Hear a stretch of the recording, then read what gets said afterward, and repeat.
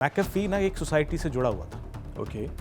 जो एक hidden society है जो कई सारी इकोनॉमीज को कंट्रोल करती है। और शायद जब उसकी सुसाइड का कारण लोग इन्वेस्टिगेट किए तो लोगों ने कहा कि वो कभी पकड़ा नहीं जाना चाहता था, क्योंकि हो सकता है उसने सुसाइड ना किया, उस सोसाइटी ने उसको मरवा दिया। तो ये कहानी है रॉश अल्ब्राइट की। हुआ क्या कि जब डार्क वेब स्टार्ट हुआ तो डार्क वेब पे एक पोर्टल आया, e commerce portal silk road करके। सिल्क रोड 2009 के आसपास स्टार्ट हुआ और 2011 में हालत ये हो गई कि पर डे उनका जो ट्रांजैक्शन था वो करीब $multi-million हो गया। सिल्क रोड पर मेनली ड्रग बिकती थी। तो बड़ा डिस्कशन के बाद मार्क कहता है कि $19 बिलियन, जो चीज़ $8 बिलियन मार्क देने के लिए तैयार 2 साल पहले, आज 19 बिलियन। और 19 बिलियन इतनी बड़ी रकम थी उस समय। मैं 2013 की बात कर रहा हूँ।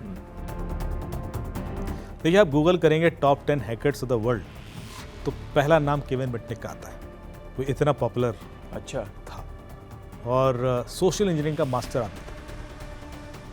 एक लड़का जिसने इंटरनेट को बचाने के लिए एंटीवायरस बनाया, कुछ सालों बाद वही लड़का बना करोड़ों डॉलर की ठगी करने वाला क्रिप्टो किंग। एक फिल्म में एक तानाशाह का मजाक उड़ाया गया और बदले में हैक कर लिया उसने हॉलीवुड का सबसे बड़ा स्टूडियो। एक बाजार जो कहीं नहीं दिखता था, लेकिन वहां बिकती थी हर इलीगल सामान, ड्रग्स, बंदूकें और कभी कभी इंसान तक। और जानेंगे दुनिया के मोस्ट वांटेड साइबर अपराधी के बारे में, जिससे अमेरिका भी डरता था। नमस्कार, मेरा नाम है ध्रुव मिश्रा और आप देख रहे हैं गैंग्स ऑफ डिजिटलपुर, जहां हम खोलते हैं उन केस फाइल्स को जिनसे दुनिया आंखें चुराती है। और आज हमारे साथ हैं हमारे साइबर एक्सपर्ट अमित दुबे जी। अमित जी, आपका बहुत बहुत स्वागत है। थैंक यू ध्रुव। तो सर, ये जो मैकेफी था उसकी जर्नी इतनी अच्छी चल रही थी, एंटीवायरस बनाया, पॉपुलर भी था, पर ये क्रिप्टो किंग की जो कहानी है उसमें कैसे ट्विस्ट हुआ, वो वहाँ पे कैसे टर्न अराउंड हुई? देखिए, जो बिटकॉइन है उसके पीछे कई सारी कॉन्स्पिरेसी थ्योरी है और उसके बेस पर उसकी लिंकिंग हुई, क्योंकि जब उसने एंडोर्समेंट शुरू कर दिया ओपनली और लोग उसके कई सारे ऐसे स्टेटमेंट थे जो सही साबित हुए थे, तो उसका ट्रस्ट लेवल बहुत बड़ा था। तो जैसे आपने देखा होगा, इलॉन मस्क ने ट्विटर के बारे में बोलना शुरू किया था या बिटकॉइन के बारे में भी बोलना शुरू किया, तो लोगों को लगा कि इसकी कोई अंडरस्टैंडिंग है क्या। Same ways long back John McAfee was trying, और उसने बहुत बड़े बड़े स्टेटमेंट दिए कि ये तो 1 लाख क्रॉस कर जाएगा, 2 लाख क्रॉस करेगा, ऐसे करके कि विद इन 5 ईयर्स 3 ईयर्स। हो सकता है उसका खुद का इन्वेस्टमेंट बहुत ज़्यादा हो और वो ग्रो कराना चाह रहा हो, ये एक कारण भी होता है। लेकिन जो दूसरा रीज़न था, वो कहते हैं कि मैकेफी ना एक सोसाइटी से जुड़ा हुआ था। ओके।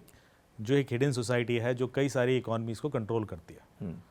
और शायद जब उसकी सुसाइड का कारण लोग इन्वेस्टिगेट किए तो लोगों ने कहा कि वो कभी पकड़ा नहीं जाना चाहता था, क्योंकि हो सकता है उसने सुसाइड ना किया, उस सोसाइटी ने उसको मरवा दिया।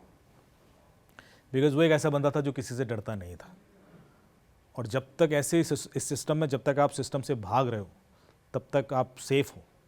जब सिस्टम आपको पकड़ लेगा तो वो सोसाइटी ही आपके लिए थ्रेट बन जाती है। तो ये कई सारी कॉन्स्पिरेसी थ्योरी।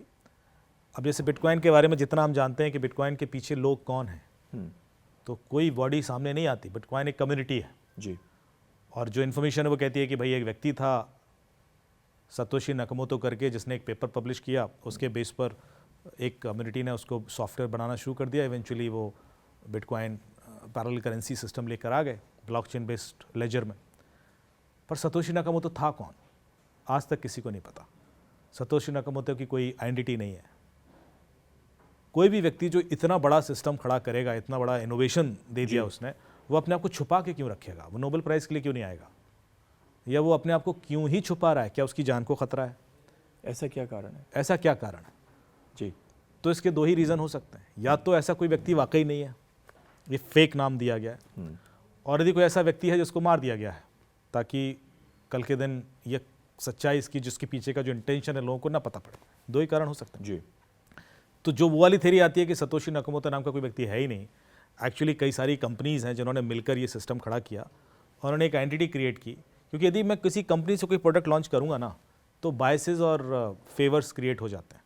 यदि कोई गवर्नमेंट कोई प्रोडक्ट लॉन्च करेगी तो बायसेस और फेवर्स क्रिएट हो जाते हैं कि यार कुछ लोग इसके अगेंस्ट होंगे, कुछ लोग इसके फेवर में होंगे। जैसे ट्विटर को मैं एक सोशल मीडिया प्लेटफॉर्म मानते ही नहीं, ट्विटर को मैं एक पॉलिटिकल टूल मानता हूँ जी। और यही कारण था कि इलॉन मस्क ने इतना महंगा उसे खरीदा और उसका इम्पैक्ट आपने यूएस इलेक्शन में देख भी लिया जी। तो जब कोई ऐसा टूल बन जाता है ना, पॉलिटिकल टूल, तो उसके पीछे एक डिफरेंट इंटेंशन होती है। सिमिलरली बिटकॉइन सिर्फ एक करेंसी नहीं है, बिटकॉइन एक सिस्टम है मेन स्ट्रीम इकोनॉमिक सिस्टम से पैसा बाहर लाने का, कि एक पैरेलल कहीं पार किया जा सके जहाँ से जब चाहिए वो ले लें, क्योंकि अदरवाइज तो सरकारें नज़र रखेंगी। तो वो करने के लिए कुछ लोग ऐसे थे जिनके पास इतना पैसा था कि अब बाहर कैसे लाएं, तो they had to create a parallel economic system. तो I am not claiming, but जो इन्फॉर्मेशन गूगल पे मैं वही बता रहा हूँ कि लोग कहते हैं कि जो सतोशी नाकामोटो है वो उन कंपनीज के पहले 2 लेटर का नाम लेकर बनाया गया। ओके। जैसे सैमसंग, तोशिबा, मोटोरोला, आप देख लें, बाकी नाम गूगल पे मिल जाएंगे, पर सतोशी नाकामोटो से आपको हर एक वो 2-2 लेटर लेकर ऐसे 5-6 कंपनीज के नाम मिलेंगे। वो कहते हैं कि इन्होंने शायद ग्रुप बनाया और एक नाम आइडेंटिफाई किया और उससे एक पेपर पब्लिश करवाया, जबकि ऐसा कोई व्यक्ति था नहीं, बट इनके पास ही मेजर बिटकॉइन हैं, तो जब ये उनको सिस्टम से पैसा निकालना होता है तो वो निकाल लेते हैं और एनोनिमाइज होता है। तो ये है कॉन्स्पिरेसी थ्योरी। तो इस अब तरीके ऐसे से में शुरू हुआ। इस कम्युनिटी ने, जो भी ये लोग थे स्टार्टिंग में, कुछ और लोग ज्वाइन करने शुरू किए बिकॉज ऑफ सिक्योरिटी और एंडोर्समेंट रीजन, कि उनको एक ऐसा व्यक्ति चाहिए था जो इसको एंडोर्स कर दे, जिसकी की क्रेडिबिलिटी डार्क वेब पर भी हो, जिसकी की क्रेडिबिलिटी इलीगल चीज़ों को लेकर भी हो, जो क्रिमिनल टाइप का बंदा भी हो। McAfee was the best fit, क्योंकि मैकेफी था ही वैसा बंदा। बिल्कुल। टैक्स नहीं देना है, मतलब आपको डार्क वेब से ही करना है ना चीज़ें, छुप के रहना है, मर्डर भी कर दिया तो भाग जाना है, लॉ इन्फोर्समेंट को वो चकमा करना है देना और फिर इलेक्शन भी लड़ना है। मतलब आप देख रहे हो वो व्यक्ति कितना एग्रेसिव था। तो ये राइट फिट था कि ये इंडोर्स कर देगा तो वैल्यू बढ़ेगा, और हुआ। जब इसने एंडोर्समेंट शुरू किया तो बिटकॉइन की वैल्यू बढ़ी भी। लेकिन वो उस मैकेफी की कहानी है। तो ये बड़ी इंटरेस्टिंग कहानी है और आई थिंक लोग इससे इंस्पायर भी हो सकते हैं और लोग इससे सीख भी सकते हैं कि क्या नहीं करना है। बिल्कुल। क्योंकि लाइफ में आप कितना भी सेफ हो, यदि आप गलत कर रहे हैं तो अंत तो आपका बुरा ही होना है, बुरा ही होगा। अच्छा, वो कौन सी फिल्म थी और कौन सा तानाशाह था जिसने हॉलीवुड के स्टूडियो को ही हैक कर लिया था, और उसके पीछे की क्या कहानी है? तो एक फिल्म आ रही थी, सोनी टीवी जब हैक हुआ, ये अच्छा। उसका पूरा प्रकरण है। और जो हमारे नॉर्थ कोरिया के तानाशाह हैं, किम जोंग उन, उनके ऊपर एक फिल्म बना रहे थे वो लोग। अच्छा, उस फिल्म सोनी का टीवी बना रहा था। सोनी टीवी ने फंड किया था पूरा, और उसका नाम था द इंटरव्यू। तो इसमें 2 इंटरव्यूअर होते हैं जो किम जोंग उन का इंटरव्यू लेने जाते हैं और उस कहानी के हिसाब से फिर उसको असैसिनेट कर देते हैं जी। तो ये चूंकि उसको पूरा नेगेटिव ही दिखाया गया था कि ये तानाशाह है और उसको मारना है, और इस वजह से पूरा रिस्क लेकर ये लोग जा रहे हैं, तो इससे वो तानाशाह ऑफेंड हो गए। उनको लगा कि यार ये क्या मजाक है, खुल के ऐसा दिखा रहे हो करंट प्रेसिडेंट के अगेंस्ट। तो उन्होंने एक टीम हायर की और उन्होंने कहा कि सोनी को बर्बाद कर दो। तो सोनी टीवी पर अटैक हुए, फिर इवेंचुअली सोनी का पूरा डेटा लीक हुआ, तो जितनी कंटेंट था उनके पास सारा बाहर आ गया था। और सोनी टीवी को उस वक्त मेरे ख्याल से 400 से 450 मिलियन का नुकसान हुआ उस वक्त, तो आज का तो मल्टी बिलियन होगा। बिल्कुल। मतलब उनका सारा डेटा पब्लिक हो गया, पायरेसी हो गई, और इवेंचुअली उनको ये फिल्म रिलीज़ नहीं करनी पड़ी, मतलब वो डिले हो गया रिलीज़, क्योंकि पूरा क्योस हो गया, लेट हुई रिलीज़ फिर फिल्म। लेकिन आप देखिए कि यदि कोई आपके अगेंस्ट है तो वो आपको घुटनों पे ला सकता है, बर्बाद कर सकता है। Cyber attack. आप कितना भी सेफ खेलें, और देशों के संग भी ऐसा हुआ है जी। जब भी कोई देश घुटनों पे आया, उसके पीछे डायरेक्ट वॉर से ज़्यादा बड़ा साइबर वॉर था। जब मैंने पिछली बार आपको बोला कि भारत सरकार ने जब 2019 में 169 या 150 प्लस कुछ एप्लीकेशंस बैन की, चाइना की एप्लीकेशंस, बिल्कुल, जो डेटा चुरा रही थी, चाहे वो टिकटॉक हो, चाहे वो वीचैट हो, चाहे वो डिफरेंट अदर एप्लीकेशंस। चूंकि भारत ने बैन कर दी तो भारत आज पॉलिटिकली स्टेबल है, और जिन देशों ने बैन नहीं की उनकी हालत देख लो। उनकी हालत खराब है। आप हमारे आसपास के सारे देश देख लीजिए, चाइना के कंट्रोल में है, जी। और चाइना उनके संग खेल रहा है, इकोनॉमिक सिस्टम हिला दिया। अच्छा खासा देश जो इकोनॉमिकली आगे बढ़ रहा था वो बर्बाद हो गया, बिल्कुल। उसमें राइट शुरू हो गए, नफरत फैलना शुरू हो गई। ये सब पॉसिबल है because we all are the product of the data. TikTok आपका इतना डेटा लेता है, ऐसा नहीं, हमने दिखाया है भी पिछले वाले वीडियो में कि जी क्या हाँ। क्या जाता है। इसमें आपकी पॉलिटिकल आइडियोलॉजी भी जाती है, आपकी रिलीजियस आइडियोलॉजी आपका जाती है, फाइनेंशियल स्टेटस, आपको सुनता है, सब कुछ हो रहा है। यस। तो ऐसे में यदि ये गलत हाथों में जाएगा तो आपके देशों के ऊपर खतरा आ जाता है, और वो खतरा हम देख रहे हैं सामने। भारत इसलिए बच गया क्योंकि हमने टाइमली उन एप्लीकेशंस को शायद बैन कर दिया। वो कौन सा साइबर अपराधी था जिससे अमेरिका, मतलब इतना भयावह है कि अमेरिका भी डरता था उससे? तो वो कौन सा साइबर अपराधी है, मोस्ट वांटेड साइबर अपराधी इन द वर्ल्ड? तो ये कहानी है रॉश अल्ब्राइट की। हुआ क्या कि जब डार्क वेब स्टार्ट हुआ तो डार्क वेब पे एक पोर्टल आया, e commerce portal, silk road करके। सिल्क रोड 2009 के आसपास स्टार्ट हुआ, और 2011 में हालत ये हो गई कि पर डे उनका जो ट्रांजैक्शन था वो करीब $multi-million हो गया। सिल्क रोड पर मेनली ड्रग बिकती थी जी। और बाकी चीज़ें भी, इलीगल चीज़ें बिकती थी। तो इस तरह ई कॉमर्स पोर्टल जैसे अमेजॉन, फ्लिपकार्ट और ईबे टाइप है, उसी तरीके से सिल्क रोड डिज़ाइन हुआ था, लेकिन ये डार्क वेब पर था। और ये सिल्क रोड का नाम एंशिएंट टाइम के एंशिएंट टाइम से रेफर करके बनाया गया था, क्योंकि सिल्क रोड जो था, जो पूरा रोड है, व्यापार के वो लिए। व्यापार के लिए बनाया गया था, जी। और इसलिए शायद उसको रेफर किया गया था। लेकिन चूंकि इसमें ड्रग ज़्यादा बिक रही थी, और जितना रशियन कंट्री से ड्रग आता था और अमेरिकन, साउथ अमेरिकन कंट्रीज़ में कंज्यूम होता था, वो सब सिल्क रोड के थ्रू मूव होना शुरू हो गया। और ये इतनी तेज़ी से ग्रो किया क्योंकि एक तो एनोनिमस करेंसी मिल गई लोगों को, बिटकॉइन, प्लेटफॉर्म भी एनोनिमस है, तो पकड़ना बहुत मुश्किल था कि कौन खरीद रहा है, कैसे। और ये डिलीवरी सिस्टम इतना इंटैक्ट था कि वो कुरियर में भी नहीं पकड़ में आते थे। पर ये समझ में आ रहा था कि क्राइम हुआ है और ये ड्रग्स पकड़े गए। तो यूएस पार्लियामेंट ने इस पर वर्क करना शुरू किया, उन्होंने कहा भाई इसको तो बंद करना पड़ेगा। तो एफबीआई ने कुछ हैकर्स हायर किए और उनसे कहा कि आप सिल्क रोड को टेक डाउन कर दो। तो नॉर्मली क्या होता है कि हम डीडॉस अटैक करते हैं जी। और इस बिकॉज ये 2011 की बात है तो डीडॉस अटैक ट्राई किए गए, पर डार्क वेब पर किसी भी वेबसाइट को डीडॉस अटैक करके बंद कर देना बहुत मुश्किल है, क्योंकि उसके सर्वर डायनेमिक होते हैं। वो एक सर्वर पर होस्टेड ही नहीं होगा, और दूसरा उसके डोमेन भी बदलते रहते हैं। जो डोमेन भी होगा ना, वो जी 16 कैरेक्टर या 56 कैरेक्टर का रैंडम नंबर होता है, which will also be keep on changing.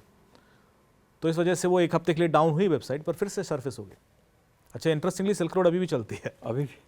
तो वो दूसरे लोगों ने उसके नाम से बना के चलाना शुरू कर दिया। जी। तो ऐसे और भी वेबसाइट चलना शुरू हुई, वीज़ा माफिया करके थी, अल्फा मार्केट करके थी, बहुत सारी ऐसी वेबसाइट थी जो ई कॉमर्स थी, पर silk road was the number 1 at that time, और वो बहुत लीड कर रही थी। तो वो बड़े परेशान, किसी भी तरीके से इसको टेक डाउन नहीं कर पा रहे थे। तो अच्छा, इसी वक्त क्या हुआ कि जापान में एक बंदा पकड़ा गया जो similar kind of e commerce market चलाता था डार्क वेब पर। पर इस बंदे, इस सिल्क रोड चलती रही, सिल्क रोड के पीछे कौन है पता नहीं पड़ा। फिर एक दिन क्या होता है कि अचानक रॉस अल्ब्राइट को अरेस्ट किया जाता है। कैसे किया जाता है कि ये बंदा एक लाइब्रेरी में बैठ के काम कर रहा था। एफबीआई जाती है और उसको ट्रैक करती है, और जो जहाँ वो बैठा हुआ था वहाँ पे गन लेके जाते हैं और फ्रीज करते हैं और लैपटॉप छीन लेते हैं। ओके। यदि उस दिन उन्होंने लैपटॉप नहीं छीना होता तो रॉस अल्ब्राइट क्लीनली निकल जाता, उसके ऊपर कोई चार्ज प्रूव नहीं हो पाते। जो एकमात्र एविडेंस उसके अगेंस्ट बना वो इस वजह से बना क्योंकि लैपटॉप उस समय ऑन था और लाइव उसमें Ross Albright as an admin log in था सिल्क रोड में, वो as an administrator log in था। तो जो एडमिनिस्ट्रेटर लॉग इन था वही उसके अगेंस्ट प्रूफ बन गया कि ये तो एडमिन है, ये तो चला ही रहा है, इसको ऑपरेट कर रहा है। अदरवाइज जो सारे प्रूफ थे वो वकील ने ऑलमोस्ट नलीफाई कर दिए थे। 2 साल करीब केस चला और रॉस अल्ब्राइट को 45 साल की जेल हुई। सो रॉस अल्ब्राइट का चूंकि बिजनेस बढ़ रहा था, वो अकेले नहीं हैंडल कर सकता था, तो उसको और लोग हायर करने थे। तो उसने जॉब पोर्टल पर एक जॉब पोस्टिंग डाली, और जो जॉब पोस्टिंग डाली उसमें वही हैंडल यूज़ कर लिया उसने जो उसका एक छद्म नाम था, उपनाम था, जिस नाम से वो डार्क वेब पर ऑपरेट करता था। सेम उपनाम उसने उस जगह यूज़ कर लिया जहाँ पर उसने जॉब पोस्टिंग की, सरफेस वेब पर। जैसे naukri.com है, जॉब साइट, ऐसी वेबसाइट होती हैं, तो वहाँ पर उसने एक जॉब पोस्टिंग की थी। तो एफबीआई मॉनिटर कर रही थी कि ये जो उपनाम है कहाँ कहाँ यूज़ हो रहा है, और उसके बेस पर वो उस दूसरी वेबसाइट तक पहुँच गए, सरफेस वेब की, और वहाँ से उसका आईपी एड्रेस मिला। जब आईपी एड्रेस मिला तो देखा कि आईपी एड्रेस तो लाइब्रेरी का है। अब लाइब्रेरी में तो इतने लोग आते हैं, तो अब किसको आप अरेस्ट करेंगे? तो साहब उसकी मॉनिटरिंग की गई 1 हफ्ते तक कि कौन कौन आता है, कौन कौन जाता है, इस तरह से। और इवेंचुअली ट्रैक डाउन किया गया कि एक पैटर्न है और ये बंदा है जो हो सकता है, और इस वजह से फिर इवेंचुअली उसको अरेस्ट किया गया, उसका लैपटॉप छीना गया, क्योंकि जब तक उसको उन्होंने अरेस्ट नहीं कर लिया था, लैपटॉप नहीं खोला था, तब तक FBI को भी नहीं पता था कि ये बंदा जो हम अरेस्ट कर रहे हैं ये यही है इसका ओनर और नॉट। ये सब डेटा पॉइंट को ट्रैक करते हुए उसको अरेस्ट कर रहे थे। और जब लैपटॉप के अंदर उनको एडमिन लॉगिन ये सब दिख गया, तब ये केस इतना बड़ा बन गया, और एक लेडी जज थी जो इसको देख रही थी, उनको थ्रेट आने शुरू हो गए मारने के, और इसके वकील ने कहा कि भाई ये बंदा तो सिल्क रोड का ओनर नहीं है, ये तो डेवलपर है, जो सिल्क रोड का ओनर है वही बंदा है जो जापान में अभी अरेस्ट हुआ है, और वो तो इसको पैसा देता था, इस वजह से ये डेवलपर करता था, तो इस पर तो सिर्फ डेवलपर के चार्जेस लगने चाहिए, इसका बिजनेस नहीं है, और ये प्रूफ भी हो सकता था। लेकिन फिर जो एडमिन लॉगिन था उससे बहुत सारी चीज़ें और निकाल के आ गई। फिर इसकी जब रेड डाली गई तो इसके घर से बिटकॉइंस के करेंसीज़ के टोकन्स वगैरह मिले, डायरीज़ में लिखे हुए, कुछ पेन ड्राइव में, कुछ हार्ड डिस्क में। तो जितनी बार FBI रेड डालती थी, कुछ मिलियंस ऑफ बिटकॉइंस मिल जाते थे, मिलियंस ऑफ वैल्यू के बिटकॉइन। तो उस समय मेरे ख्याल से 250-300 मिलियन की वैल्यू के बिटकॉइन मिले। फिर इस व्यक्ति ने FBI के लोगों को रिश्वत देना शुरू कर दिया कि भाई आप ले लो और एविडेंस ख़त्म करो। तो कुछ लोग बिक भी गए, पर FBI ने वो लोग भी ट्रेस कर लिए, फिर उनके खिलाफ भी केस चले, वो भी अरेस्ट हो गए। मतलब इतना शातिर था, इतना शातिर और मतलब खतरनाक आदमी कि इसके जो 5 मिनट मिल ले वो उसको कन्विंस कर देता था। तो इससे मिलने के लिए लोग रिस्ट्रिक्ट किए गए कि हर आदमी इसका इंटरोगेट नहीं करेगा। जो इंटरोगेट करता था इसको वो उससे इम्प्रेस होकर उससे उसके लिए काम करना शुरू कर देता था। तो ये क्रिमिनल भी बड़े चार्मिंग होते हैं, मतलब they can influence any, convince कर सकते हैं। पर अंत तो देखिए बुरा चीज़ों का बुरा ही होता है। तो ये अरेस्ट हुआ और फिर जेल गया। लेकिन सिल्क रोड के बाद डार्क वेब पर ऐसे ई-कॉमर्स पोर्टल की भरमार आ गई। सो एक और थ्योरी है कि देखिए होता क्या है कि यदि कोई चीज़ पूरी तरीके से बंद ना की जाए और सिर्फ एक, जैसे कि मान लो इस एरिया में 10 क्रिमिनल हैं जो मर्डर करते हैं जी, और किसी तरह पुलिस एक को पकड़ ले और उसको प्रोसिक्यूट भी कर दे, पर 9 को छोड़ दिया जाए, तो फिर ऐसा लगता है कि इसको पकड़ा गया था किसी और इंटेंशन से। इसको पकड़ने का इंटेंशन लॉ एंड ऑर्डर नहीं था, कई बार ये इंटेंट जाता है। मैं उस तरह का बात कर रहा हूँ क्योंकि अभी डार्क वेब पर इतनी पोर्टल चल रहे हैं, पर उतना एफर्ट किसी के लिए नहीं लगाया गया टेक डाउन करने के लिए जितना सिल्क रोड के लिए लगाया गया। जी, आज भी ई-कॉमर्स पोर्टल पर कॉन्ट्रैक्ट किलर से लेकर ड्रग से लेकर सब कुछ, हर चीज़ इलीगल होती है जी, पर जितना एफर्ट सिल्क रोड को ब्रेक करने के लिए या उसके बंदे को पकड़ने के लिए लगाया, उतना किसी और के लिए FBI ने कभी नहीं लगाया। तो एक ये भी लोग बताते हैं कि जो रॉस अल्ब्राइट था ये किसी पॉलिटिकल कनेक्शन के थ्रू ये ऑपरेट कर रहा था और वो पॉलिटिकल राइवलरी का शिकार हुआ जी, और उसको अटैकर को पैसा जब्त किया गया। पर उनका काम डार्क वेब पर इलीगल चीज़ें रोकना नहीं था। यदि होता तो रोक, उसके बाद भी फिर डार्क वेब भी बंद करने की कोशिश करते हैं। बिल्कुल। अच्छा, डार्क वेब बनाया किसने था? किसने बनाया था? US गवर्नमेंट ने। क्यों बनाया था? इन्होंने बनाया था, डिफेंस ने बनाया था। इन्होंने बनाया था कि जो उनके लोग दूसरे देशों में जासूस हैं और डिफेंस के लोग ऑपरेट कर रहे हैं, जैसे स्पेशली अफगानिस्तान में, इराक में उस समय, वो कम्युनिकेट कर सकें with main stream US system without any surveillance possibilities, कि ऐसा ना कोई उनको इंटरसेप्ट कर ले, सुन ले, देख ले। लोकल गवर्नमेंट जी, तो लोकल गवर्नमेंट को बाईपास करते हुए कोई कम्युनिकेशन सिस्टम आ जाए तो एक स्ट्रॉन्ग प्रोटोकॉल के through dark Tor protocol build किया गया। द अनियन राउटर प्रोटोकॉल इसको बोलते हैं। और Tor protocol peer to peer encryption पे ही काम करता है और इसमें जो रूटिंग भी है वो भी TCP/IP नहीं होती, ट्रेडिशनल सिस्टम से अलग है। तो इस वजह से वो बहुत सिक्योर है। और जब डिफेंस ने बना लिया, एक दिन क्या होता है, वो सोर्स कोड लीक हो जाता है। ओके। और एक कम्युनिटी उसको लेकर कम्युनिटी बेस्ड डेवलपमेंट शुरू हो जाता है।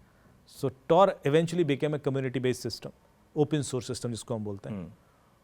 और अब डिफेंस का नाम उससे हट गया, US डिफेंस का। और जैसे ही वो कम्युनिटी में आया, पूरी इलीगल चीज़ों के लिए यूज़ होने लगा। तो अब इससे हम 2-3 चीज़ें निष्कर्ष निकाल सकते हैं। पहला, क्या ऐसा हो सकता था कि US डिफेंस का डेटा इतनी आसानी से लीक हो जाए? ये लीक हुआ था या लीक कराया गया था? और यदि कराया गया था तो फिर ये नहीं मान सकते कि अभी भी US उसमें नहीं घुसा है और टॉर के थ्रू वो चीज़ें मॉनिटर कर रहा है।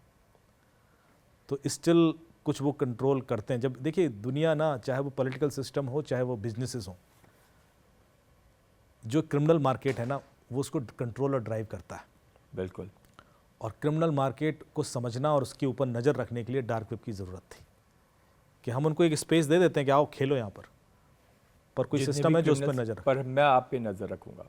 और ऐसा हुआ भी पिछले साल, जब हम पिछले पॉडकास्ट में जब हम बात कर रहे थे कि एक एनम ऐप आई थी, वो एक चैट ऐप थी जी।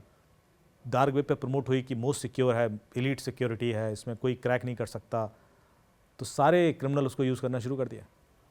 डार्क वेब पे हर एक आदमी एनम को प्रमोट कर रहा है, एनम यूज़ कर रहा है। एनम से ही बात करेंगे आप, जैसे आजकल नहीं होता कि आप इस पे आ जाओ, जेंगी पे आ जाओ, डिस्कॉर्ड पे बात कर लेते हैं, सिग्नल पे आ जाओ, उसी तरह से एनम पे आ जाओ, बात करते हैं। फिर क्या हुआ, एक दिन यूएस गवर्नमेंट ने रेड डाली 8 कंट्रीज़ में और करीब $multi-billion एसेट कॉन्फिस्केट किए, gold, currencies, guns, ammunitions, car, luxury cars, बहुत सारा पैसा, क्योंकि एनम ऐप FBI ने बनाई थी। ओह। They made it. उनको एक बंदा मिला डार्क वेब पर, उसको उन्होंने अरेस्ट किया और उससे एक डील की कि तू हमारी ऐप प्रमोट करेगा, तुझे छोड़ देंगे, गेम को बड़ा बनाते हैं। तो उसने ऐप प्रमोट करनी शुरू कर दिया और उसके जो हैंडल्स थे, क्योंकि वो 8-10 साल से ऑपरेट कर रहा था डार्क वेब पे, तो उसकी क्रेडिबिलिटी बहुत ज़्यादा थी, तो उसने वो प्रमोट करनी शुरू कर दी, तो लोगों ने फॉलो करना भी शुरू कर दिया। जब कई सारे कंट्रीज़ में बहुत सारे क्रिमिनल माफिया उस पे एक्टिव हो गए, तब FBI ने एक्शन लेना शुरू किया और एक साथ एक्शन लिया, एक ही दिन लिया है, ताट सारा सभी को एक साथ पकड़ लिया, खेल खत्म। वाह। तो फिर हम ये भी कह सकते हैं कि हो सकता है डार्क वेब भी कुछ ऐसे ही खेल हो, क्योंकि बनाया तो यूएस नहीं है जी, नो वन नोज। अच्छा, ये हम सबसे ज़्यादा आजकल कौन सी ऐप यूज़ करते हैं कम्युनिकेशन के लिए? व्हाट्सएप यूज़ करते हैं। तो व्हाट्सएप के फाउंडर की क्या कहानी है? ये भी बड़ी इंटरेस्टिंग कहानी है, बहुत इंस्पायरिंग है एक्चुअली। सो जॉन, सारी दुनिया यूज़ कर रही है व्हाट्सएप पे, बट उसके पीछे की कहानी भी जानना बहुत ज़रूरी है। सो जॉन कूम और ब्रायन एक्टन, ये 2 फाउंडर हैं व्हाट्सएप के। जॉन कूम बेसिकली यूक्रेन में पैदा हुआ था शायद, और ये उस समय जब USSR एक था और ब्रेक होने के पहले की बात जी। तो बिकॉज वो एक कम्युनिस्ट कंट्री थी, तो वहाँ पर हर चीज़ के लिए रेगुलेशन थी और सरकार की मॉनिटरिंग बहुत तेज़ होती थी, जैसे चाइना में भी होती है कि आपके घर में इतने लोग हैं तो इतना ही खाना मिलेगा, इतना ही चावल मिलेगा, इतना दाल मिलेगा, हर चीज़ का कंट्रोल होता था। तो जो कंट्रोल सिस्टम आया ना इंडिया में, वो कम्युनिस्ट सिस्टम से आया कि कंट्रोल की दुकान पर जाके चावल ले आओ, क्योंकि वो कंट्रोल कर रहे हैं कि इतना देंगे, इतना 7.5 किलो आपको मिलेगा कि आपके 3 लोग हैं, 4 लोग, ऐसे करके। सो ये सिस्टम वहाँ पे था पहले से। और बिजनेसमैन का क्या होता है कि वो चीज़ें स्टोर करना शुरू करता है, वो उसको नीड से ज़्यादा चीज़ें चाहिए होती हैं कि 4 घर ले लेगा, 25 दुकानें ले लेगा, ये कर लेगा, क्योंकि पैसा आ रहा है। तो बिजनेसेस को कर्व करने के लिए कंट्रोल सिस्टम डाला जाता है कम्युनिस्ट सिस्टम में, और यदि कोई ऐसा कर रहा है कि ज़्यादा स्टोर कर रहा है तो सरकार उसको सजा देती है, उसको उठा लेगी, उनके अपने तौर तरीके होते हैं। इनके जो फादर थे वो कंस्ट्रक्शन बिजनेस में थे और उसको मॉनिटर करने का तरीका था फ़ोन टैपिंग करना। तो ये लोग जो लैंडलाइन फ़ोन यूज़ करते थे, सरकार उसको टैप करती थी और उस पर नज़र रखती थी। तो इसने अपने फादर को ये बार बार कहते सुना था कि जब फ़ोन पर बात करो तो कोई ऐसी बात मत करना। ओके। तो इसके दिमाग में वो चीज़ बैठ गई कि फ़ोन पर कभी भी सेंसिटिव बातें नहीं की जाती। फ़ोन होता है चुटकुले सुनाने के लिए, फ़ोन होता है हंसने मजा। फ़ोन पर आप कोई ऐसी बात मत करना कि आप वो वहाँ भिजवा दो, वहाँ मैं मिलूंगा, ऐसा कुछ नहीं करना। तो इसके दिमाग में बैठ गया था। अभी देखिए, छोटी सी चीज़ जो बचपन में आपके दिमाग में बैठ गई, आप उसके अगेंस्ट कैसे कोई प्रोडक्ट खड़ा करते हो इवेंचुअली। तो इसके फादर चूँकि डरे हुए थे कि कभी भी गड़बड़ हो जाएगी, और तो इन्होंने इसकी मदर को, इसको और इसकी नानी को, तीनों को देश के बाहर ओवरनाइट US भेज दिया शिप के थ्रू के जाओ और मैं बाद में आ जाऊंगा, पैसा वैसा मूव करके मैं आऊँगा। लेकिन अनफॉर्चुनेटली वो कभी आ नहीं पाए और उनकी डेथ वहीं हो गई। उसके बाद ये लोग जब आए तो ये लोग बहुत गरीब थे, तो ये लोग कुछ सर्वाइवल के लिए बड़े स्ट्रगल कर रहे थे। तो इसकी मदर एक जगह काम करने लगी सफाई का, और इसकी नानी की तबीयत ख़राब हो गई तो उसमें बहुत ज़्यादा पैसा जाने लगा। इसकी एजुकेशन भी बड़े मॉडरेट तरीके से हो रही थी। फिर जब नानी की डेथ हो गई तो मदर की तबीयत ख़राब हो गई, उनको कैंसर हो गया, तो इसको पैसे की ज़रूरत पड़ी। तो इसने भी रेस्टोरेंट्स में हर जगह काम करने शुरू कर दिया। फिर इवेंचुअली ये ENY के थ्रू याहू में प्लेस हो गया। याहू में as a server controller, server manage करता था। और याहू उस समय नंबर 1 कंपनी थी। मतलब याहू का ऐसा था कि सब कुछ था याहू का, मेल से लेकर सर्च इंजन और न्यूज़ और ये मीडिया सब कुछ, याहू वॉज लीडर। अब आप देखना कि इतनी बड़ी कंपनी जो हम नोकिया बिल्कुल। मतलब ये कंपनियों का बाप बोलते हैं हम ऐसा कि भाई 80% मार्केट नोकिया का, याहू 70-75% मार्केट याहू का, ऐसा था उस समय जी। ये वो कंपनीज हैं जो इवेंचुअली कौड़ियों के दाम बिकी हैं, लिटरली कौड़ियों के दाम। तो क्यों, ये भी हम इस जर्नी में समझेंगे। ओके। तो याहू में काम करना उस समय मैटर ऑफ प्राइड समझा जाता था जी। तो याहू एक दिन क्या हुआ, याहू का सर्वर डाउन हुआ। तो ये क्या करता था, दिन में स्कूल जाता था और फिर 2 घंटे का ब्रेक लेके वहाँ चले जाता था कंपनी में, सर्वर मैनेज करता था, फिर आके क्लास करता था, ऐसे मैनेज कर रहा था दोनों चीज़ें। ये पढ़ाई भी चलती रहे, फिर जो पैसा मिलेगा वो माँ के इलाज में जाएगा। बड़ा मेहनती आदमी था। एक दिन वो सर्वर डाउन हो गया याहू का, तो उसके ओनर ने बुलाया और कौन मैनेज कर रहा था, सर्वर डाउन कैसे हो सकता है। तो उसने कहा साहब फलाना लड़का है, बुलाओ उसको। उसकी क्लास ले लिए कि ऐसे कैसे आप नेग्लिजेंस कर सकते हो, आपको पता है कितना बिजनेस सफर हुआ, कहाँ थे तुम। तो बोले मैं तो क्लास करने गया था। बोले क्लास करने मतलब तुम नौकरी करते हो क्लास करते हो। बोले सर मैं दोनों करता हूँ। तो बोले फिर तुम एक डिसाइड कर लो, या तो नौकरी कर लो या क्लास कर लो। तो इसके पास ऑप्शन नहीं था। इसने कहा सर नौकरी करेंगे, क्लास तो अब छोड़ देंगे। तो इसने पढ़ाई छोड़ दी और इसने अब फुल टाइम याहू पर काम करना शुरू कर दिया। ये जो डेस्क पे बैठता था उसके सामने एक बंदा बैठता था, उसका नाम था ब्रायन एक्टन, जो इससे 2 साल सीनियर था। ओके। इन दोनों की दोस्ती हो गई क्योंकि ये पास पास बैठते थे, कॉफ़ी पीते थे। तो ये फितूरी आइडियाज़ इनके दिमाग में आते थे कि यार कुछ ऐसा बना लेते हैं, कुछ वैसा कर लेते हैं। और याहू के बोर्ड को ये आइडिया पिच करते थे। तो इन्होंने पहले फेसबुक टाइप का एक सोशल मीडिया का प्लेटफॉर्म पिच किया, फेसबुक से बहुत पहले, कि भाई ये ऐसा कुछ बनाते हैं, जो बोर्ड ने आउटराइटली रिजेक्ट कर दिया कि यार क्या ऐसे कुछ चलता है क्या, इससे बिजनेस कैसे होगा, पैसा कैसे होगा। मतलब उस समय तक उनका विजन वो था ही नहीं। फिर उन्होंने ट्विटर टाइप का भी आइडिया पिच किया।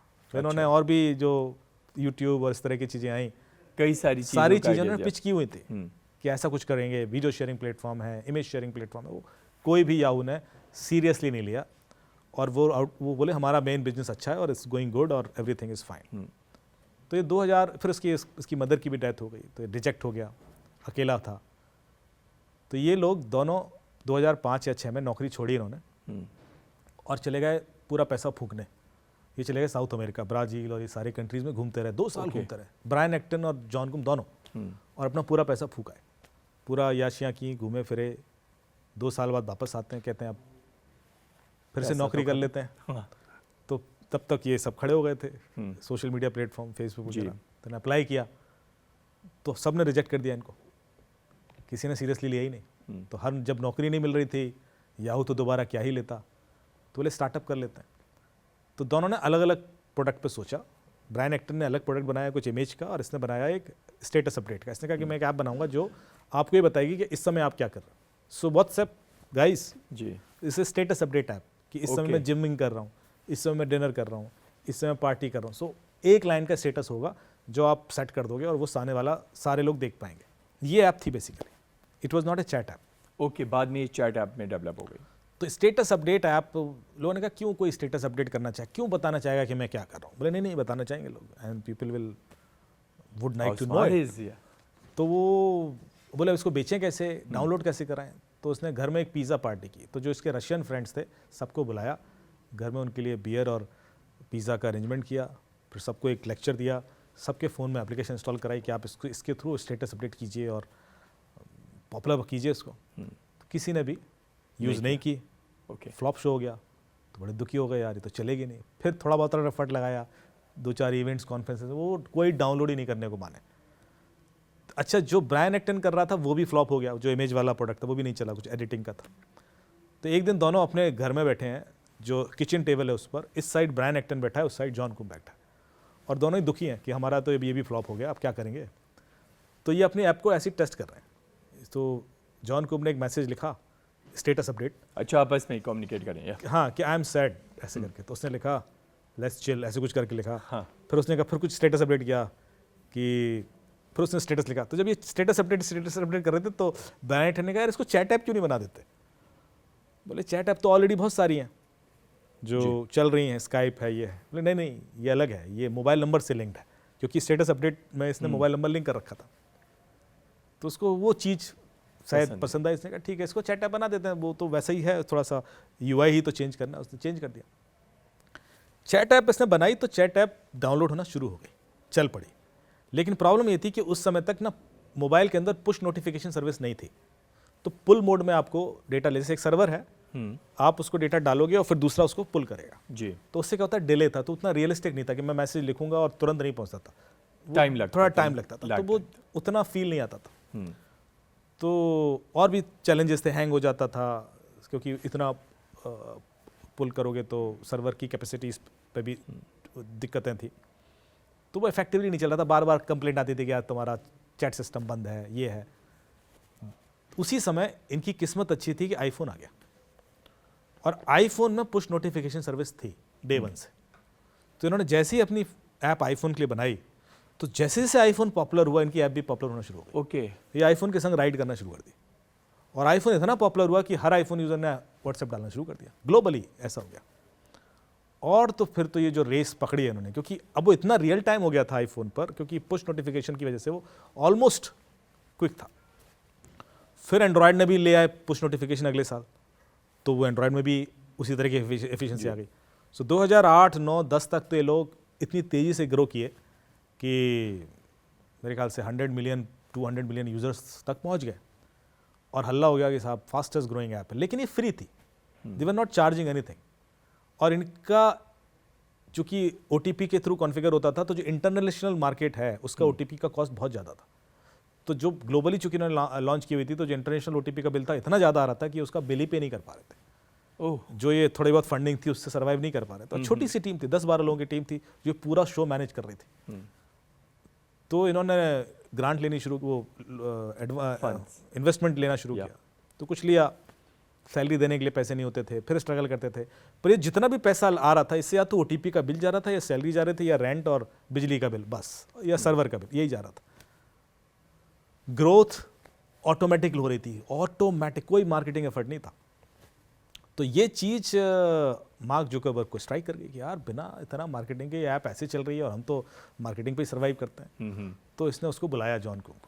उसको पता था कि इनकी माली हालत ठीक नहीं है, तो फंड के लिए हर 6 महीने दौड़ते रहते हैं, फिर 6 महीने का खर्चा लेके आते हैं, 6 महीने बाद फूंक देते हैं, फिर 6 महीने ऐसा चल रहा था। और हार्डली 2 साल हुए थे। देखिए 2009 से लेकर 2013 में ऐप बिक गई है, फरवरी में जी।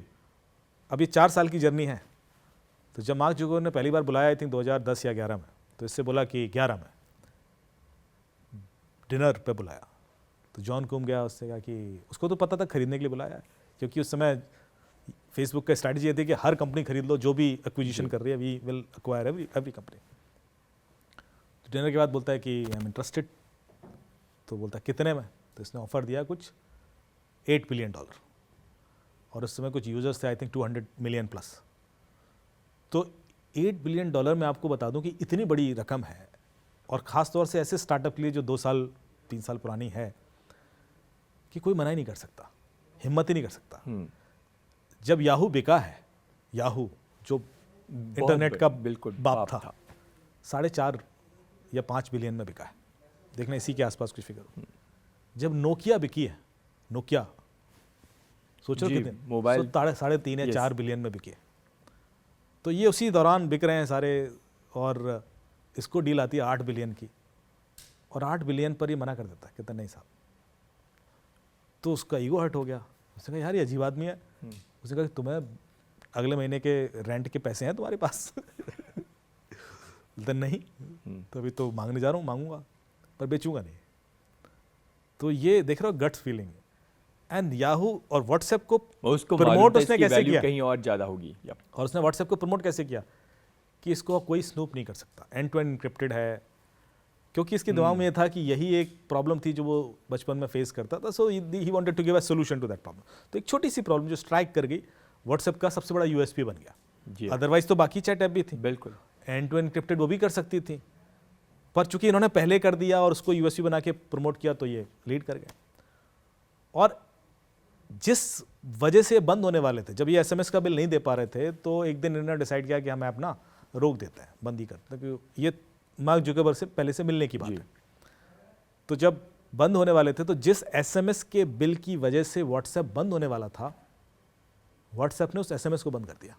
ओह, आज की डेट में कोई SMS यूज नहीं करता चैट के लिए जी। SMS की कोई औकात नहीं रह गई, जबकि SMS पहले सिर्फ इतनी बड़ी चीज मानी जाता था कि भाई पहले जब आप पैकेज लेते थे तो SMS कितने फ्री होंगे या कितने SMS इस पैकेज में अलाउड हैं, that was one of the most important consideration, क्योंकि चैट उसी से हो रही है। आज कोई SMS यूज नहीं करता, आज SMS फ्री होता है, SMS आप कितने भी ले लो जी, बिल में उसका कोई कंसीडरेशन ही नहीं है। जिसकी वजह से व्हाट्सएप बंद हो रहा था, सोचिए आज उसी व्हाट्सएप ने SMS बंद कर दिया। SMS की कोई वैल्यू है ही नहीं। आजकल OTP भी व्हाट्सएप पे आ रहे हैं। आजकल हालत ये हो गई कि OTP के लिए भी SMS बंद हो रहा है। व्हाट्सएप पे OTP आ रहा है आजकल आ रहे हैं। तो ये जो चीज़ें हैं या कॉल पे आ रहे हैं, तो SMS तो धीरे धीरे खत्म ही हो जाएगा। ये IRA नहीं होती है, लाइफ ही ऐसी चलती है कि जिस बंदे ने रिजेक्ट किया ना आज आपको, कल वो आपके सामने ऐसे बैठा होता है। ये मेरी लाइफ में कई बार हुआ है और आपके साथ भी हुआ होगा, हर आदमी की लाइफ में होता है जी। कि जो हम देखते हैं एक विजन सोचते हैं, लोग उस समय नहीं समझ पाते हैं उसको, और जब हम आगे निकल जाते हैं तब वो समझ पाते हैं कि यार ये तो बड़ा विजनरी आदमी था। पर उस समय तो हम स्ट्रगल कर रहे होते हैं उसको समझाने के लिए और गिड़गिड़ाते हैं कि भाई प्लीज़ मान लो ये कुछ अलग है। बिल्कुल। और 2 साल के बाद 2013 में आई थिंक उसका बर्थडे था उस दिन, जॉन कुम का, मार्क जुकरबर्ग फिर बुलाते हैं इसको। उस समय 450 मिलियन डाउनलोड थे इनके ग्लोबल, और उस समय भी फ्री ही ऐप थी, कोई बिजनेस मॉडल नहीं। आप सोचिए कोई बिजनेस मॉडल नहीं था। तो वो बुला के फिर चूँकि बर्थडे था, फिर डील डिस्कस हुई कि आप बेच दीजिए। तो बोलते बताइए कितने में। तो बड़ा डिस्कशन के बाद मार्क कहता है कि $19 बिलियन, जो चीज़ $8 बिलियन मार्क देने के लिए तैयार 2 साल में आज 19 बिलियन है। और 19 बिलियन इतनी बड़ी रकम थी उस समय। मैं 2013 की बात कर रहा हूँ। मैंने बाकी कंपनीज का भी वैल्यूएशन दे दिया आपको, नोकिया 4-5 बिलियन और ये याहू, ये सब बड़ी बड़ी कंपनीज बिक रही हैं उस समय, और इसको ऑफर मिल रहा है 19 बिलियन, जबकि इसके अंदर कंपनी में हार्डली 30-32 लोग हैं और कोई बिजनेस मॉडल नहीं है, कोई ऐसी इनकम भी नहीं हो रही है, और सामने वाला 19 बिलियन दे रहा है भाई, और ये पॉज ले लेता है। तो मार्क की सांस अटक जाती है कि यार ये क्या आदमी पागल है क्या। आप सोचिए ट्विटर अभी बिका 44 बिलियन में लास्ट ईयर। ये भी बड़ा हैवी कॉस्ट है फॉर एन ऐप, बट उस समय उसको 19 बिलियन ऑफर हुआ है। तो उसके पॉज की वजह से थोड़ा सा चौंका कि यार मतलब ये अभी भी ना करने वाला है क्या, मतलब मैं तो अब सब कुछ खोल दिया इसके सामने। तो खड़ा होता कहते हैं 19 नहीं 19.3, मैं कैलकुलेशन करके आया हूँ। तो 19.3 पर बिका। ओके। और एक स्ट्रैटेजी बनाई गई कि भाई आप इतने साल कंपनी के साथ रहोगे, फिर आपको इस तरीके से इक्विटी दी जाएगी एंड ये जो पैसा है फेसेस में आपको दिया जाएगा। तो उसके बाद 2013 के बाद 14, 15 और 16, आई थिंक 16 एंड में या 17 में इसने छोड़ दिया। दोनों ने छोड़ा, जॉन कुम ने भी, ब्रायन एक्टन ने भी फेसबुक छोड़ दिया। जब इन्होंने छोड़ा तो उनका काफ़ी सारा पैसा फेसबुक को देना था। मतलब कि आप यदि रुकते तो आपको मिलता, नहीं रुक रहे तो आपको नहीं मिलेगा, ऐसा कुछ था। That is I think in billions, 3-4 billions type. तो जब इससे पूछा किसी ने कि आप ऐसा क्यों कर रहे हो, तो इसका जवाब था कि यही करने के लिए था ना जन्म लिया था। ओह, बहुत सारी सच विजनरी कि मैं आगे कुछ करना। आप देख रहे हो कि जिस पैसा ड्राइव नहीं करता है आपको लाइफ में, वरना जितना पैसा वो छोड़ के आया था ना उतना लोग जन्मों में नहीं कमा पाते। बिल्कुल। तो वो मांग क्यों रहा था फिर? यदि उसको छोड़ना ही था तो उस समय वो कर लेता 8 बिलियन पर डील, फिर 19 बिलियन तक क्यों रुका? क्योंकि आपको अपनी वैल्यू से नीचे भी नहीं जाना चाहिए। छोड़ोगे तो आप छोड़ोगे। हाँ, ये इतना इंस्पायरिंग चीज है कि आज मुझे पैसे की जरूरत, मैं गलतियां करता हूं कि आज मेरी कीमत मुझे पता है कितनी है, पर अरे सर सर सर, तो मैंने कहा चलो कोई बात नहीं, आप उससे लो और फिर दान कर दो। ये है आपका कॉन्फिडेंस या आपका विजन। यदि आप खुद ही अपनी वैल्यू कम करोगे तो ना सिर्फ आप अपने संग अन्याय कर रहे हो, आप अपने आपके साथ जो लोग हैं सबके संग अन्याय कर रहे हो, क्योंकि आपके संग इतने लोग जुड़े हुए हैं। व्हाट्सएप के बिकने से सिर्फ इसने पैसा नहीं कमाया, सबने कमाया ना, जो इतने संग लोग थे जिन्होंने स्ट्रगल की, जो साथ जुड़े रहे। तो कोई भी इंस्टीट्यूट खड़ा होता है तो उसमें बहुत सारे लोगों का सेक्रीफाइस होता है, और सबके सेक्रीफाइस का कॉम्पनसेशन होना आपके ऊपर निर्भर करता है, आपकी जिम्मेवारी होती है। तो वो वैल्यू भले आपके लिए मैटर ना करे, पर आपको वैल्यू बाकियों को तो दिलानी है। बिल्कुल। सो ये है कि ऐसा नहीं कि मनी माइंडेड नहीं था, उसने पैसा छोड़ा, फिर he started many other things, various projects, बहुत फिलैंथ्रोपी भी की, बहुत पैसा डोनेट किया। लेकिन आप देखिए इसकी कहानी से कितना कुछ हमें सीखने को मिलता है। सिर्फ एक एंटरप्रेन्योर की कहानी हम डिस्कस कर रहे हैं। अब वो सेफ है अनसेफ है क्या है, ये अलग अलग कहानियां आपको अपनी वैल्यू कैसे बनानी है इस मार्केट में, और वैल्यू कन्विंस करना है, क्योंकि सब फेलियर से ही ऊपर उठते हैं। बिल्कुल। अब आज की आखिरी स्टोरी केविन मैटेनिक की। तो केविन मैटेनिक की क्या स्टोरी थी और कैसे वो वर्ल्ड का मोस्ट वांटेड साइबर अपराधी बना? देखिए, आप गूगल करेंगे top 10 hackers of the world तो पहला नाम केविन मैटेनिक का आता है। वो इतना पॉपुलर अच्छा था और सोशल इंजीनियरिंग का मास्टर आदमी था। वो बहुत ज़्यादा टेक्निकल गीक नहीं था, पर उसने एक आर्ट सीख ली थी कि मैं सिर्फ सोशल इंजीनियरिंग करके लोगों का दिमाग हैक कर सकता हूँ, और दिमाग हैक कर लूँगा तो मैं इवेंचुअली तो डिवाइस हैक करवा ही लूँगा बेसिकली। तो जैसा मैं हमेशा कहता हूँ कि criminal will never hack your devices to reach to you, they will always hack you to reach to your devices. बिल्कुल। ये आर्ट जो है, ये कोट है जो केविन मैटेनिक से इंस्पायर्ड है। लेकिन केविन मैटेनिक ने, या जितने भी आप हैकर्स देखेंगे टॉप 10 हैकर्स, केविन मैटेनिक से लेकर जोनाथन तक, जब आप इनके बारे में और डिटेल में जाएंगे तो पता पड़ेगा कि केविन मैटेनिक ने बहुत सारे बैंक हैक किए थे, जोनाथन ने रिसर्च एजेंसीज हैक की थी, नासा वगैरह। पर इन लोगों ने जब अपना बेस्ट हैक किया तो ये लोग 16, 17, 18 साल के थे। इतनी कम उम्र में? कितनी कम उम्र में। जब ये लोग पढ़ लिख गए या ज़्यादा बड़े हो गए तब ये बहुत बड़ा हैक इन्होंने नहीं किया। तब तो उस हैक की वजह से जो पॉपुलैरिटी मिली थी उससे कमाया इन्होंने। केविन मैटेनिक जेल भी गया, आई थिंक 5 साल जेल में भी था वो, लेकिन छूट के जब आया तो उसके बाद वो इतना पॉपुलर हो गया and he became speaker and advisor to various banks. जी। आपने जब वो एक फिल्म देखी होगी catch me if you can, उसमें वो चेक के ऊपर फ्रॉड करके इनकैश कराता था और पकड़ लेता था कि ये चेक फ्रॉड का है या नहीं है। जब वो जेल गया और वापस आया तो उसको बैंक्स ने अपना एडवाइज़र बना लिया था और वो बताता है कि अब ये कैसे आप फ्रॉड चेक की पहचान करें, क्या गाइडलाइन बना दें, ट्रेन करें अपने स्टाफ को। And he became an strong name in banking system. Same happened with Kevin Mitnick. जब वो छूट के आया तो वो बहुत बड़ा एडवाइज़र, उसने किताबें भी लिखी, टीवी शोज़ और ये सब शुरू कर दिया। तो एक पुलिस की कॉन्फ्रेंस होती है इंडिया में, कोकून करके, केरला पुलिस उसको हर साल ऑर्गेनाइज करती है। ओके। कोकून आप देखना गूगल पर, मेरे ख्याल से 15-16 साल से होती है। उसमें दुनिया भर से हैकर्स आते हैं, एक्सपर्ट्स आते हैं, इंडिया भर की पुलिस होती है, सारे बड़े बड़े एजेंसीज़ के डीजीज़ होते हैं, गवर्नमेंट डिपार्टमेंट्स के लोग होते हैं। मेरे ख्याल से 3-4 हज़ार लोगों की कॉन्फ्रेंस एक दिन में होती है। मैं पिछले 5-6 साल से वहाँ रेगुलर स्पीकर रहता हूँ, उनकी ऑर्गेनाइजिंग कमेटी में भी हूँ। तो 2-3 साल पहले उनकी कमेटी ने मुझे रिक्वेस्ट किया कि सर केविन मैटेनिक को बुलाते हैं। 3-4 साल अच्छा। तब अभी केविन मैटेनिक नहीं रहे, उस समय थे। तो मैंने कहा ठीक है कॉन्टेक्ट करते हैं। तो मैंने कॉन्टेक्ट निकाले, पहुंचा तो उनके किसी बंदे ने बात की मेरे से। मैंने कहा हम we would like to invite him, ये पुलिस की इंडिया की सबसे बड़ी कॉन्फ्रेंस है। तो उसने कहा ठीक है सर, आपको रिक्वेस्ट भेज देते हैं, डिटेल जो वो हो जाएगा। तो उन्होंने मुझे एक लंबी मेल भेजी। तो उसमें लिखा था कि केविन मैटेनिक 1 घंटे बोलने का चार्ज करता है इंडियन रुपीज़ में 60 लाख रुपए। अच्छा। ये बात कर रहा हूँ मैं 4-5 साल पुरानी कर 60 लैक्स। फिर उसने अपनी चेकलिस्ट भेजी कि देखिए या तो वो चार्टर में चलेगा टिकट आएगा तो उसमें ये वाला उसको कैटेगरी का चाहिए, उसके बाद उसके संग 2 लोग और होंगे, फिर उसको गाड़ी ये वाली चाहिए BMW से नीचे ने जो पिक करी। मतलब मैं उसको वो चेकलिस्ट देख के दंग रह गया। मैंने कहा ये है जलवे भाई के तो चूंकि पुलिस और सिस्टम तो पे नहीं कर सकता था तो हम उसको अफोर्ड नहीं कर पाए। But I was surprise, I got more inspired कि चलो इस बंदे ने कितना नाम और वो कमाया है।